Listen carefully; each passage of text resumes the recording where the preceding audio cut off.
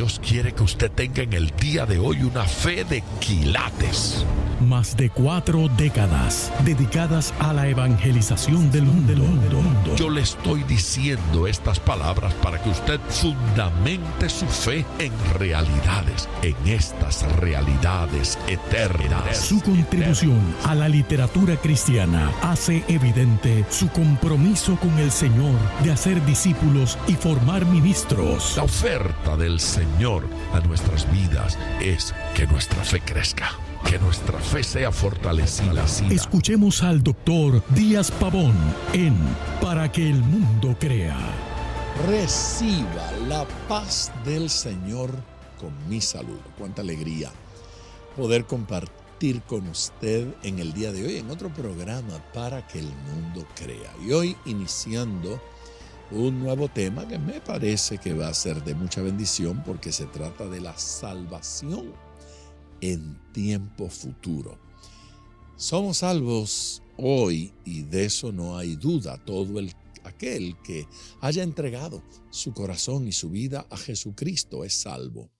Pero esa salvación no es solo para el día de hoy, es una salvación que se proyecta en nuestro futuro.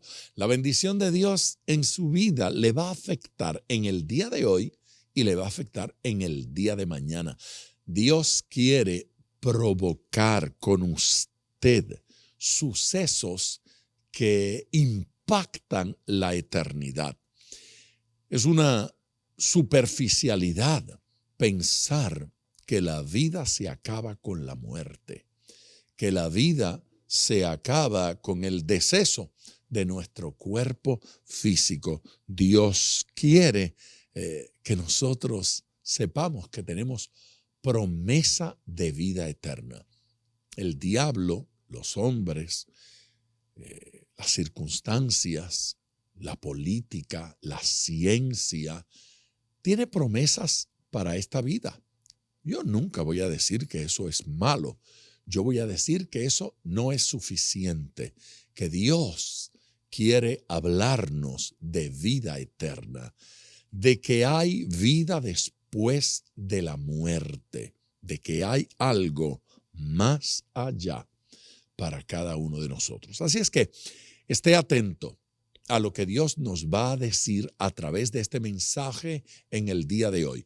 Y si tiene una petición, marque el número que le voy a dar ahora. Es el 305-228-9697. Márquelo o escríbalo. 305-228-9697. Vamos al púlpito. Escuchemos el sermón. Hablé de aquellas cosas que fueron hechas antes para que nosotros hoy fuéramos salvos. Hablé de algo que Dios había hecho desde la eternidad, desde antes de la creación, desde antes de la fundación del mundo.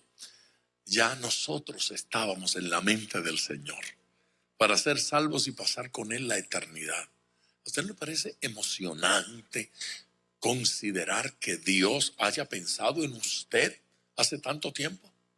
Eso a mí me parece fascinante, extraordinario. Hablamos obviamente de lo que Cristo hizo muriendo en la cruz del Calvario por nosotros. Cuando no le amábamos, cuando Él no era importante para nosotros, no era importante en nuestras vidas, cuando no hacíamos nada por servirle, Él nos amó y se sacrificó para que fuésemos salvos. Fue tanto lo que Él hizo antes.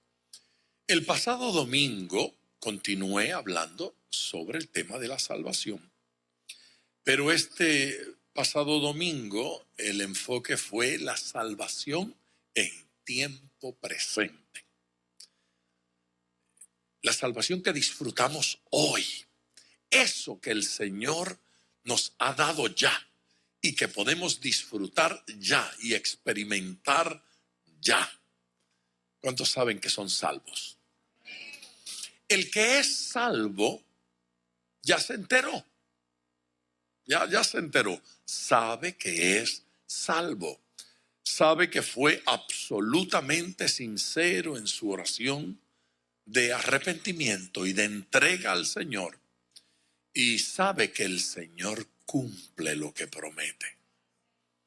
Y porque el Señor cumple lo que promete, si yo respondo a lo que Él dice, yo tengo razón para creer que en efecto soy salvo. Ocasionalmente yo escucho cosas en sermones, algunas de las cuales me suenan hermosas. Es más, algunas de las cuales me provocan decir amén.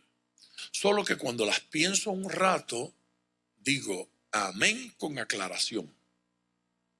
¿Sí? Por ejemplo, hay quien dice, la gracia de Dios es irresistible. Nadie la puede rechazar. Y me da un deseo de decir amén. Pero luego encuentro a tanta gente que rechaza esta gracia y que le niega su corazón a la gracia divina. Y no es Dios culpable de eso. Corazones que deciden rechazarlo. En alguna ocasión el Señor Jesús invitó a alguien. ¿Recuerdan aquel que llamamos el joven rico, aquel hombre joven que tenía muchas posesiones? Llegó a Jesús preguntándole lo que tenía que hacer para ser salvo, para merecer, para recibir, para entrar al reino de los cielos. Y Jesús le dijo, y acordaron algunas cosas. ¿Tú conoces la ley? ¿Qué dice? Bueno, haz eso y vas a vivir. Una cosa te voy a decir que hagas. Todo lo que tienes, véndelo y dalo a los pobres. Pero el hombre tenía muchas riquezas y dijo, no, eso no. No, Señor, no seas tan exigente. No pidas tanto. Y la Biblia dice que se fue triste y que el Señor también lo vio ir. Y quedó el Señor triste. Jesús quería que ese muchacho lo conociera. Jesús quería que ese muchacho lo experimentara. Entonces hay quien dice, pero es que Jesús pidió mucho. No le debió haber pedido todo lo que tenía.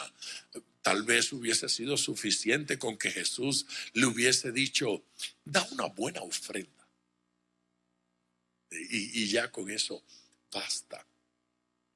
Jesús fue directo al punto neurálgico.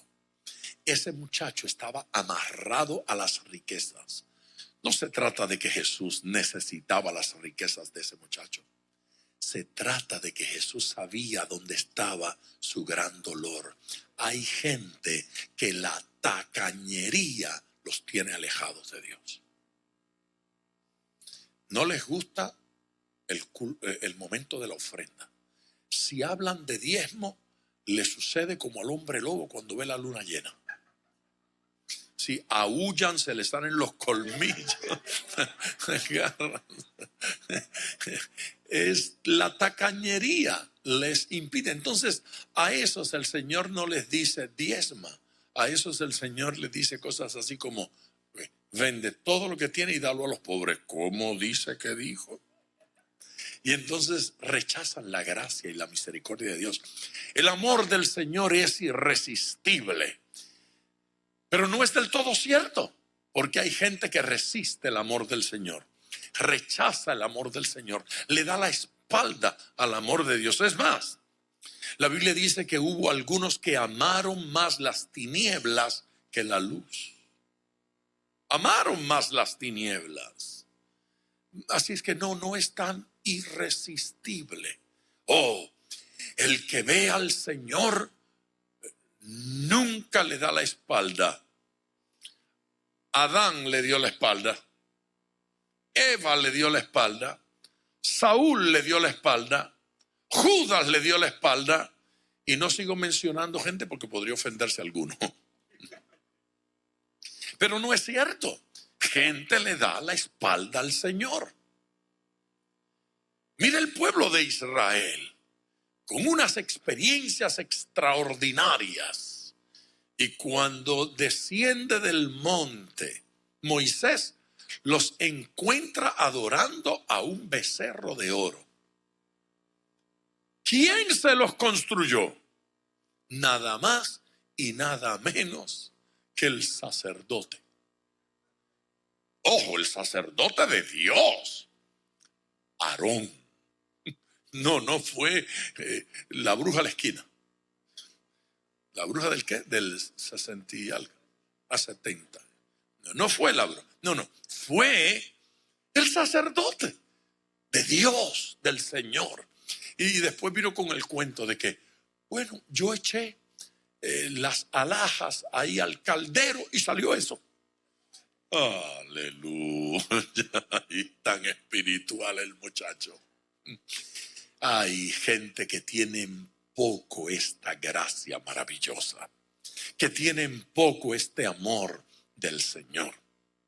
A ver, si en el día de hoy, cuando hable de la gracia futura, de alguna manera, al ver lo que Dios tiene para nosotros, descubrimos que esta gracia de repente era mayor que lo que habíamos considerado. Romanos, hoy hablamos de la gracia en tiempo futuro. Capítulo 13, versículo 11. Mire qué hermosura de verso.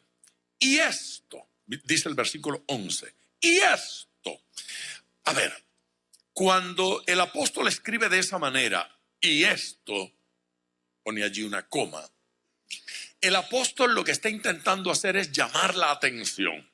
Está diciendo, lo que estoy hablando es importante, pero ahora viene algo poderoso, ¿sí? Algo serio. Preste atención. Y esto, conociendo el tiempo, que es ya hora de levantarnos del sueño, porque ahora está más cerca de nosotros nuestra salvación que cuando creímos.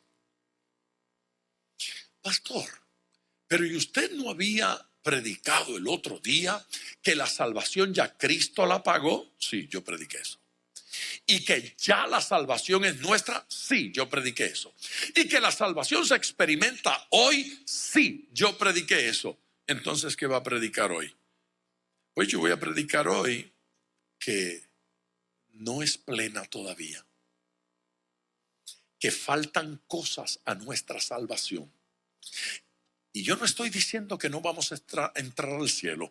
Yo estoy diciendo que cuando entremos al cielo, esto que ya recibimos, esto que ya está en nosotros, será pleno. Lo recibiremos y lo veremos en plenitud. Yo estoy diciendo que nosotros estamos disfrutando esta salvación con ciertas limitaciones. Hay mucho que todavía nosotros no hemos visto. Y el apóstol Pablo en este versículo dice que ya es hora de levantarnos del sueño.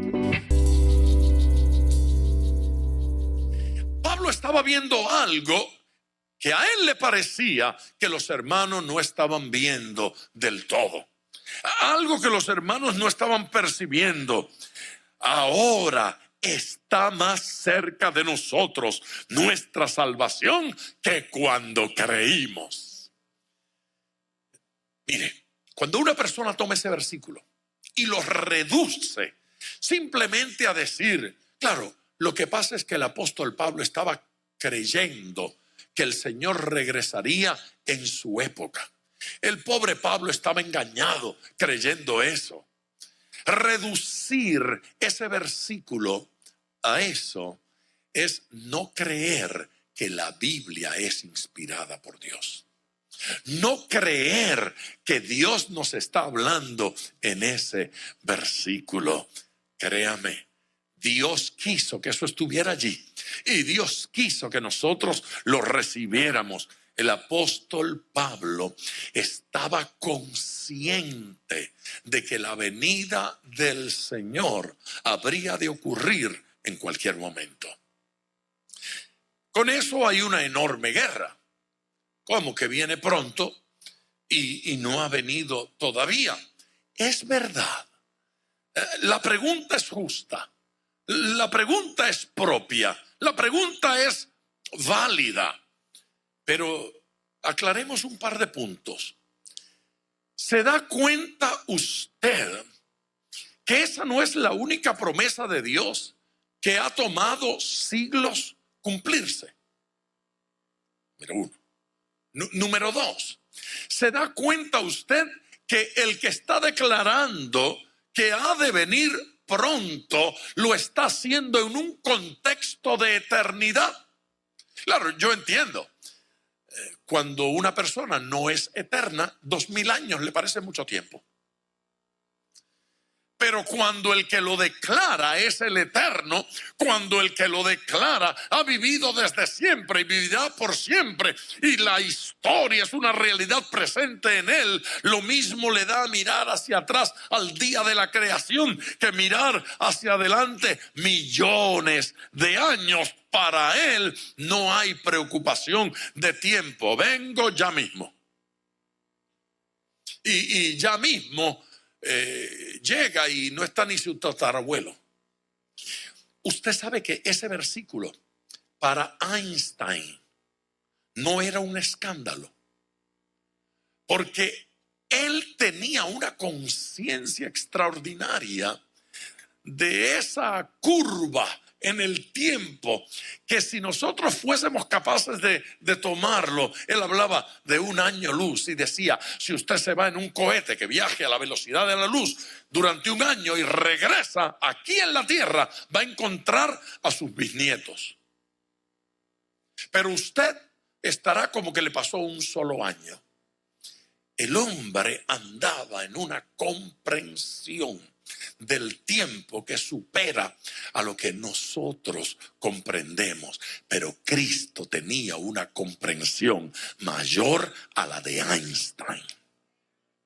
Ve, para Einstein, un año luz era igual a veintenas de años en la tierra, pero para Dios un día es como 1000 años.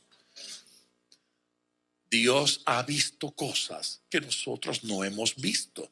Entonces Él puede decir, vengo ya, y llegar 2000 años después.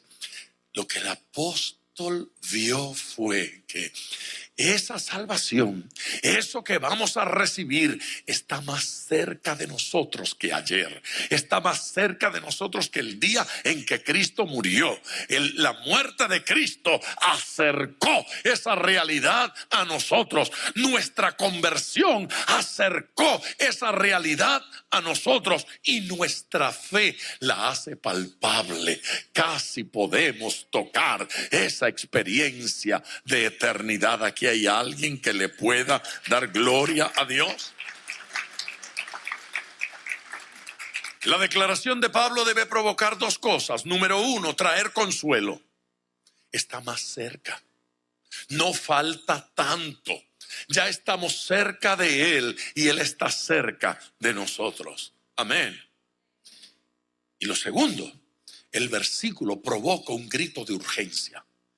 El versículo está diciendo, hay algo que hacer en tanto que Él viene. Tenemos que alistarnos en tanto que Él viene. Tenemos que trabajar en tanto que Él viene. Hay una tarea que realizar en este planeta, en tanto que el Señor regresa a la tierra. Cuando nosotros tenemos esa visión de eternidad, entonces creamos conciencia de cuán importante es aprovechar cada minuto para servirle al Señor, para serle fiel al Señor. Amén, iglesia. Jesucristo, hablando en el capítulo 12 del Evangelio según Lucas, versículo 54. Mire el reclamo de Jesús en cuanto al tiempo, reconocer este tiempo. Decía también a la multitud: cuando veis la nube que sale del poniente, luego decís, agua viene. ¿Sí? Cuando el poniente, el poniente siempre está del mismo lado, sale por el este y se pone por él. Así es que el poniente es el oeste. Y dice el Señor, bueno, cuando ustedes ven la luz, la nube que sale del poniente, decís, agua viene. En una palabra, va a llover. Mire, el otro día yo estaba en una entrevista de radio y eso fue en Puerto Rico. Es una emisora que está en un segundo, tercer piso y tiene vidrios, cristales, todo el frente y todo el lado. Del lado izquierdo, pinos, hermosos pinos. Y del lado, y en el frente, al frente, cruzando la calle, una finca o varias de esas fincas grandes y una montaña. Hay árboles ahí de inmediato. Yo estaba siendo entrevistado y estoy mirando hacia los árboles. Y los primeros árboles que están allí son de un árbol que en Puerto Rico llamamos yagrumo. No sé si tienen yagrumo en su país. El yagrumo tiene una hoja muy grande y por la parte superior es verde, pero por la parte inferior es blanca o plateada. Así es que dependiendo del ángulo desde el que usted la mire, puede ver el árbol verde o lo puede ver blanco o plateado. Estaba ahí y de pronto, ante mis ojos, todos los yagrumos se tornaron blancos. Levantaron las hojas, como me estaban saludando. Levantaron las hojas. Entonces, en una pausa, yo le dije a los hermanos que estaban allí, le dije, va a llover. Y todo el mundo me miró, ¿cómo que va a llover? Va a llover. ¿Por qué usted sabe que va a llover? Porque mi abuelo me enseñó. Mi abuelo dijo, cuando el yagrumo te enseñe la cara blanca, es que va a llover. Así es que va a llover. Un minuto después comenzó la lluvia. Y torrencial. Claro, abuelo pensaba que el yagrumo era profético. Pero no, el yagrumo no era profético. Hay una razón científica para eso. Y es que cuando va a llover, la corriente de aire cambia. Y cuando cambia la ruta del viento, entonces la hoja se voltea y nos deja ver su cara blanca. Y el jíbaro no es tonto. Jíbaro sí, tonto no. Y el jíbaro dijo, el guajirito dijo, cada vez que le veo la cara blanca al yagrumo, es que va a llover. Y en efecto, llueve. Esta gente sabía eso y sabía mucho más. Decía también a la multitud Jesús, cuando veis la nube que sale del poniente, luego decís, agua viene. Y así sucede, dice el verso. Y cuando sopla el viento del sur, decís, hará calor. Y en efecto, los que vivimos de este lado del Ecuador, cuando el viento sopla del sur, trae calor. Si sopla del norte, son vientos que vienen del polo, entonces trae frío. Y el Señor dice, ustedes saben cuándo va a llover. Y ustedes saben cuándo va a hacer calor. Y luego de decir eso, que suena tan simpático, se suelta un grito. Y dice, hipócritas. Hipócritas. Sabéis distinguir el aspecto del cielo y de la tierra, y cómo no distinguís este tiempo. Ustedes saben interpretar ¿Cuándo va a llover? Entender el mensaje del cielo, del espacio, de la tierra. ¿Cuándo va a hacer calor? ¿Cuándo va a llover? Pero ustedes no pueden discernir el tiempo en el que estamos viviendo. ¿De qué tiempo estaba hablando Jesús? ¿Qué cosa ellos tenían que entender? Por siglos los profetas habían estado diciendo que el Cristo habría de venir. Por siglos los profetas estaban diciendo cómo habría de venir, de dónde habría de venir, qué cosas iba a hacer. Los profetas habían dicho que el Cristo habría de sanar a ciegos de nacimiento. ¿Se da cuenta usted que ni un caso en todo el Antiguo Testamento hay un ciego de nacimiento que fuese sanado? Ni uno.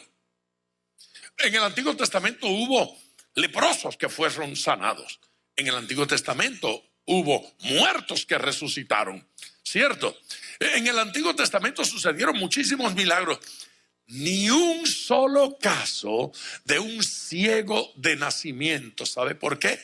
Porque eso era un milagro mesiánico. Eso era un milagro que habría de caracterizar al Cristo. El Cristo habría de dar vista a los ciegos.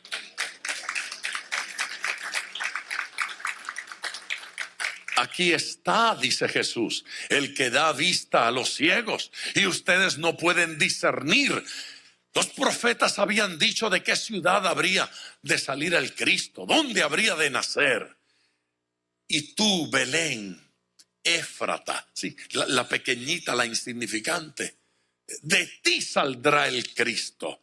Pero luego aclara, sus salidas son desde la eternidad, desde los días de la eternidad. Aunque lo viste nacer en Belén, es bueno que sepan que es eterno. Él es el eterno, Él es el que siempre fue. Aleluya. Jesús está diciendo, están viendo el cumplimiento de la profecía en mí y ustedes no logran discernir que yo soy el Cristo. Ustedes no logran discernir que he venido para salvarles, que he venido para resolver el mayor problema que los seres humanos tienen. Se llama pecado.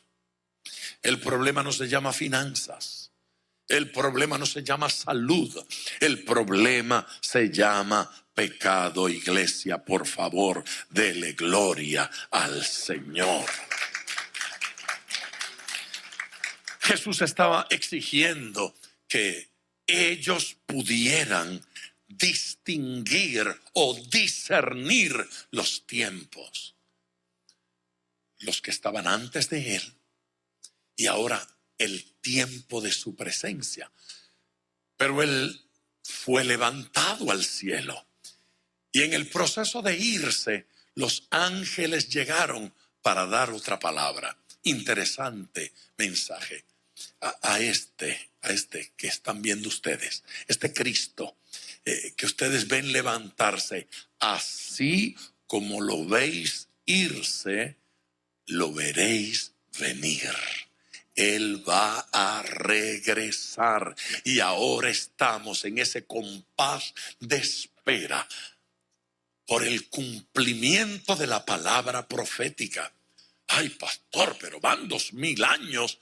Sí, pero no son 2000 años de distancia, son 2000 años de cercanía. Ahora estamos 2000 años más cerca de la venida de Cristo. A fin de cuentas, desde Génesis 3:15, donde se promete el Mesías, hasta el cumplimiento, pasaron mucho más de 2000 años. Allá hubo más distancia, pero se cumplió. Nadie lo creía, pero el Señor había dado detalles y se cumplió en Cristo. Es muy difícil que algo como que va a nacer en Belén se cumpliera. Se cumplió en Cristo. que fuese descendiente de David se cumpliera. Se cumplió en Cristo. Que sanara a los ciegos, que resucitara muertos, que limpiara leprosos. Se cumplió en Cristo. Que tuviera muerte en cruz y contado con los criminales. Lo dijo Isaías, se cumplió en Cristo. Pero lo mayor aún, que al tercer día resucitara de entre los muertos, se cumplió en Cristo. Bien fuerte ese aplauso al Señor.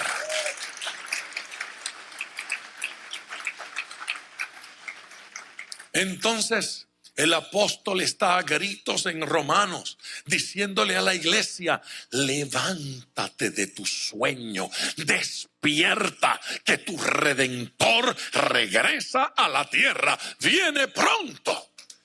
Criticamos a los que no lo entendieron cuando él estaba allí. ¿Cómo esa gente pudo haber sido así? Vamos al desierto con Israel y los criticamos. ¿Cómo pudieron dar la espalda? Y luego nosotros hacemos exactamente lo mismo. También nos dormimos, también entramos en distracción, también quitamos nuestros ojos del Señor. En la primera carta del apóstol Pedro, veamos que esta salvación que hemos recibido plenamente va a manifestarse en el futuro. Capítulo 1, versículo 3. Bendito el Dios y Padre de nuestro Señor Jesucristo, que según su grande misericordia nos hizo renacer para una esperanza viva. ¿Cómo es nuestra esperanza? Nuestra esperanza es viva, no es infundada. ¿Es qué? Diga conmigo, es viva. Para una esperanza viva por la resurrección de Jesucristo de los muertos. Eso merece una alabanza. A ver, el versículo dice que nuestra esperanza es viva y está fundamentada en el hecho de que Jesucristo resucitó de entre los muertos. Y sigue diciendo, para una herencia. Amén. Tenemos una esperanza viva y se fundamenta en el hecho histórico de que Cristo resucitó. ¿Cuántos saben que Cristo resucitó?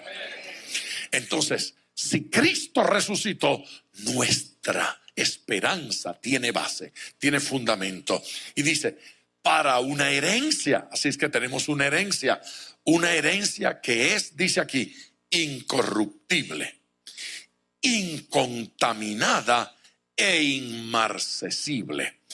¿Qué es incorruptible? Que no se corroe, que no le da moho, que no se pudre, que no se daña. Es incorruptible, no se pone vieja, no se deteriora. Amén. No es como el metal, que le entra la corrosión, que le entra el moho. No es así. El óxido no la afecta. Incorruptible. Y luego dice, incontaminada. No se contamina. Esa herencia que tenemos en el cielo no se contamina. No se preocupe porque pase el tiempo, ella no se va a corroer. Y no se preocupe de que pase el tiempo, ella no se va a contaminar. No se contamina. Y luego añade, es inmarcesible. ¿Qué es inmarcesible? Inmarcesible significa que no se marchita. ¿Qué significa? Una esa palabra a su vocabulario. Inmarcesible, no se marchita. Esta descripción la toma del reino vegetal. Las hojas, las flores, las plantas, los árboles se marchitan, pero la herencia que usted tiene en Cristo no se marchita nunca. De regreso con ustedes ya en tiempo de oración. Llegó el momento en que vayamos delante del Señor. Yo creo que Dios le ha hablado a través de este mensaje, la primera parte del mensaje, salvación en tiempo futuro, salvación aquí y salvación para los años por venir. ¿Sabe qué? Si tiene una petición, por favor, llame. Este es el momento de hacerlo. El número es el 305-228-9697. Señor, yo te doy gracias por toda la gente que se está comunicando en el día de hoy, por los teléfonos que están y han estado sonando. Gracias, Señor bueno, porque has tocado los corazones, has ministrado a las vidas. Señor, el toque de tu mano produce cambios, produce transformación. Gracias, porque el toque de tu Espíritu Santo nos hace diferentes, nos hace nuevas criaturas. Gracias, Señor Jesucristo, porque tú tienes poder para sanar enfermos. Yo sé que hay una guerra extraordinaria en este tiempo en contra de la fe, en contra de tu palabra, en contra tuya, hombres y mujeres que se convierten gratuitamente en enemigos tuyos y atacan, Señor, nuestras convicciones. Pero ¿cómo negar la realidad de tu amor? ¿Cómo negar la realidad del nuevo nacimiento? ¿Cómo negar la realidad de tu intervención en nuestras vidas? Te hemos visto hacer milagros, te hemos visto cambiar gente, te hemos visto transformar vidas. ¿Cómo hemos de dejar de decir, de proclamar y de enseñar lo que hemos recibido de ti? Tu bendición sea sobre estas vidas, en el nombre de Cristo. Amén. Gracias por sintonizar Para que el Mundo Crea con el Dr. Díaz Pavón. Nuestro ministerio desea brindarle acceso a este programa descargando gratuitamente la aplicación DPM Radio. Para oración, comuníquenos su necesidad llamando al 305-228-9697. 305-228-9697 o en las redes Facebook e Instagram bajo Díaz Pavón Ministries.